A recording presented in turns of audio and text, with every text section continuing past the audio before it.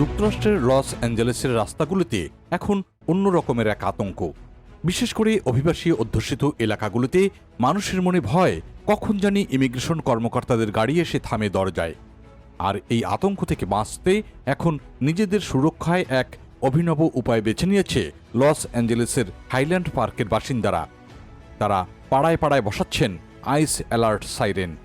স্থানীয় বাসিন্দা আমান্ডা আলকান্ডের নেতৃত্বে গড়ে ওঠা highland park community support group এই কার্যক্রম শুরু করেছে।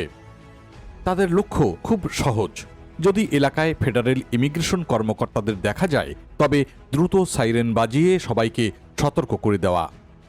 এতে অভিবাসী পরিবারগুলো ঘর থেকে বের না হয়ে বা নিরাপদ জায়গায় সরে গিয়ে নিজেদের সুরক্ষা করার সুযোগ পাবেন।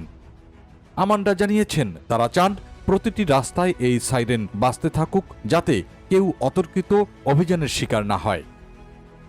এদিকে এরই মধ্যে সামাজিক যোগাযোগ মাধ্যম এবং লিফলেটের মাধ্যমে বাসিন্দাদের জানানো হয়েছে যে আগামী 23 ফেব্রুয়ারি থেকে মন্টো ভিস্তা স্ট্রিট এবং এভিনিউ 56-এর মোড়ে প্রথম সাইরেনটি বসানো হবে।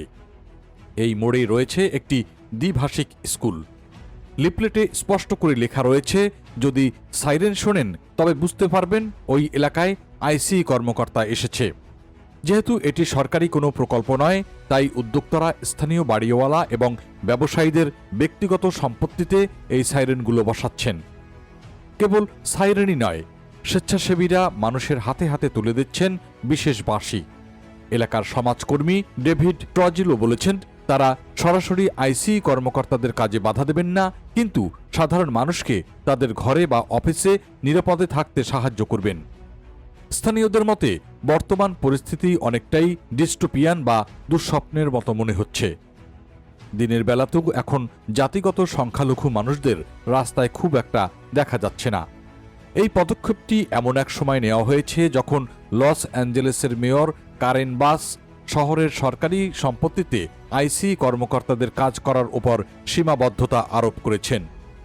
কেটিএলএ এবং অ্যাসোসিয়েটেড প্রেসের প্রতিবেদন অনুযায়ী মিনিয়াপোলিসের আদলেই লস অ্যাঞ্জেলেসেও এখন সাধারণ মানুষ নিজেদের সুরক্ষায় সংগঠিত হচ্ছে। যদিও ফেডারেল কর্মকর্তারা এই সাইরেন নিয়ে এখনও কোনো মন্তব্য করেননি। তবে স্থানীয়দের এই প্রচেষ্টা প্রমাণ করে যে অভিবাসী পরিবারগুলোর মধ্যে আতঙ্ক কতটা গভীরে পৌঁছেছে। সরকারি নিরাপত্তা বনাম ব্যক্তিগত সুরক্ষার এই লড়াই এখন লস অ্যাঞ্জেলেসের অলিগলিতে। অভিবাসীদের জন্য এই সাইরেন কি কেবল একটি সতর্কতার সংকেত, নাকি এটি রাষ্ট্রের অভিবাসন নীতির বিরুদ্ধে এক নীরব প্রতিবাদ?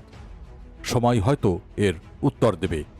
তবে আপাতত হাইল্যান্ড পার্কের বাসিন্দারা এই সাইরেনের শব্দেই খুঁজে পাচ্ছেন কিছু একটা আশার আলো।